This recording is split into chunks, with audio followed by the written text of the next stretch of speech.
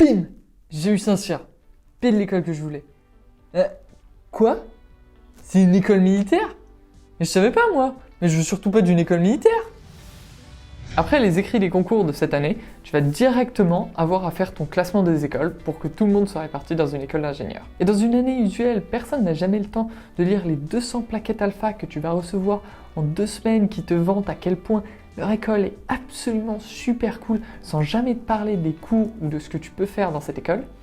Et cette année, tu vas avoir encore moins de temps et tu ne vas soit pas recevoir toutes ces plaquettes alpha, soit en recevoir encore plus avec encore moins de temps pour les lire. Heureusement, si tu veux faire un classement sans jamais avoir à réfléchir une seule fois ou à te renseigner sur une école, voilà les méthodes pour le faire. Ne pas se renseigner. C'est très important que tu traites toutes les écoles de manière égalitaire et que tu ne suives surtout pas ton intuition qui va vouloir que tu privilégies certaines écoles sur lesquelles te renseigner.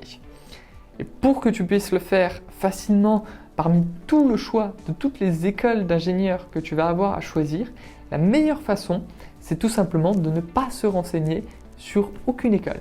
Comme ça, tu es sûr que tu n'as aucune information sur aucune école et donc tu as la même quantité d'informations sur toutes les écoles. Et bien sûr, tu viens juste de finir 2 ans de travail intensif en prépa, ce n'est pas pour te renseigner et passer encore plus de temps à travailler pour chercher une école d'ingénieur. Mieux vaut largement que tes 2 ans de travail intensif se soldent par le choix relativement aléatoire d'une école dont tu ne sais rien. Non mais attends, moi j'ai passé 2 ans à travailler en prépa et à apprendre tout un tas de choses. C'est pas pour me mettre à apprendre les initiales des écoles. ENSTA, ECPM, INP, NSAE, etc.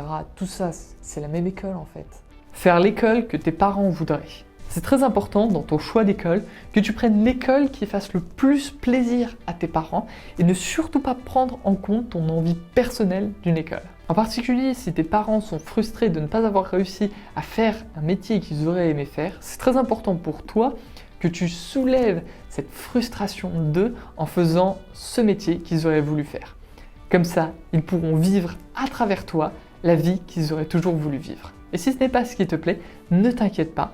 Au lieu de vivre toi-même la vie que tu aurais voulu vivre, tu pourras forcer tes enfants plus tard à vivre la vie que toi, tu aurais voulu vivre. Alors moi, je veux faire naval pour devenir marin, parce que dans ma famille, on fait ça depuis 5 générations. Donc alors moi, je préférerais faire de la robotique et être marin, quoi, mais je pense que mes parents, ils vont pas aimer, donc je vais faire naval. Se fier uniquement au nom. Pour beaucoup d'écoles, c'est absolument évident que toutes les spécialités, tous les cours que tu vas avoir et tout ce que tu pourras faire en sortant de l'école est forcément résumé dans le nom de l'école. Il te suffit donc maintenant juste de faire ton choix, juste en connaissant le nom de l'école. Non mais super-héros, c'est pas du tout pour moi. Moi, je veux pas faire de l'aéronautique. Moi, je veux faire des systèmes embarqués dans les avions. Et du coup, ça n'a rien à voir avec l'aéronautique.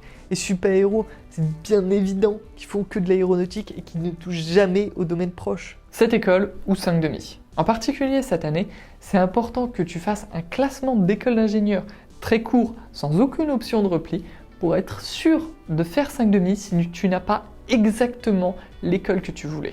Comme ça, tu es absolument sûr de ne pas avoir d'autre choix que de faire 5,5 et passer 1 an de plus en prépa. Et d'ailleurs, tu vois bien avec les élèves qui ont fait 5,5 l'année dernière, c'est forcément une très bonne solution et absolument rien ne peut se passer de pire en 5,5. Bon moi je vais faire 5,5. Dans mon choix c'était X, Centrale, les mines ou 5,5. Et du coup j'ai pas eu l'X, j'ai pas eu les mines.